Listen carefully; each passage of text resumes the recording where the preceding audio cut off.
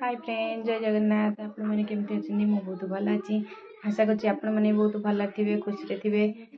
आज है संक्रांति संक्रांति आज मु बनैबी मीठा भात बनैबी पोटल हरिया रसा करी बिना प्याज रसुण आज हम सब। चलतु एवं बनैबा मीठा भात बनैबी चलतु एवं स्टार्ट करवा। देखु ये मु गोटे कप चाउल नहीं अरुआ चाउल आपण मन पाखे जदि बासुमती चाउल थी बासुमती चाउल करेंगे बहुत टेस्ट लगे ना नॉर्मल अरुआ चाउल बन पारे। चलते भल भाव धोईदबा।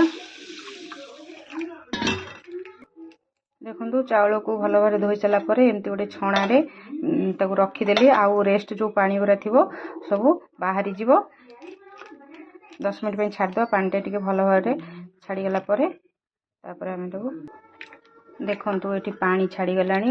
एबे गोटे थाली रे ताको कौन करवा ना खेलना 10 मिनट फैन रे सुखेदबा। चाउलटार आउ जी भी पानी अच्छी सब सुखीज। चलते फैन रे सुखेदबा। देखो ये चाउल भल भाव पूरा सुखीगला 10 मिनट फैन सुखे दी भल भाव सुखीगला। से हल्दी पकईकिना गोलेबा।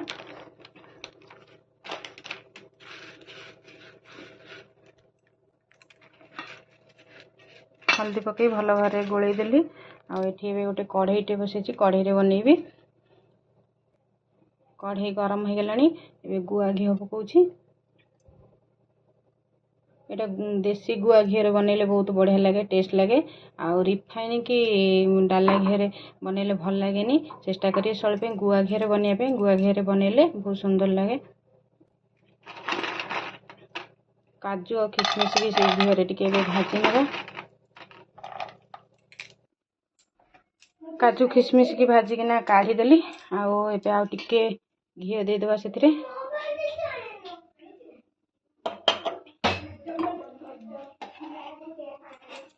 से चाउल को पकईदबा। चाउल को भल भाव घी टे भाजवा घी चाउलटा को भल भाव भाजिले भात गोटा गोटा होना भात आ भांगीबनी।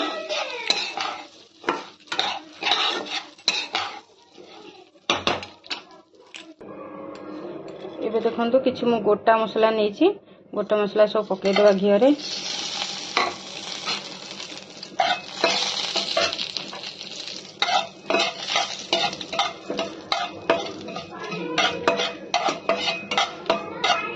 देखो भल भाव भाजी गले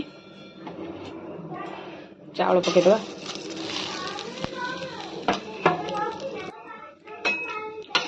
चाउल पकई भल भाव गोलई दबा। चाउल भल भाव भी भाजी गला। आम ए से पानी देदेबा। जो कप मो मापिकिना चाउल नहीं जी चाउल डबल पानी पानी देदेली। स्वाद अनुसार अल्प टे लुण पकईदबा।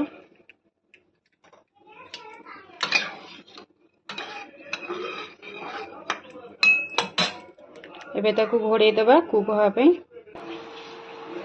देखो एबे मु चीनी नहीं चीनी पकईदबा। आपण मैंने जी मीठा खाते से अनुसार चीनी पकईबे। चीनी टे गोलईदबा भल भाव। ये आ काजू किशमिश भाजी रखी पकईदबा भल भाव गोलईदबा। देबू अल्प हल्का टिके पानी देदबा।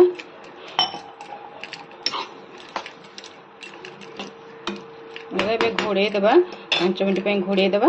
ता भीतर चीनी मेल्ट हेरिया कर भात भी पूरा ठीक ठाक हो। एथर मीठा भात रेडी हो गला। भात संगू बनी पोटल आलू रसा आ काकुड़ी आंब। चलते हजबैंड आसले ऑफिस रू खायापी देदेवी।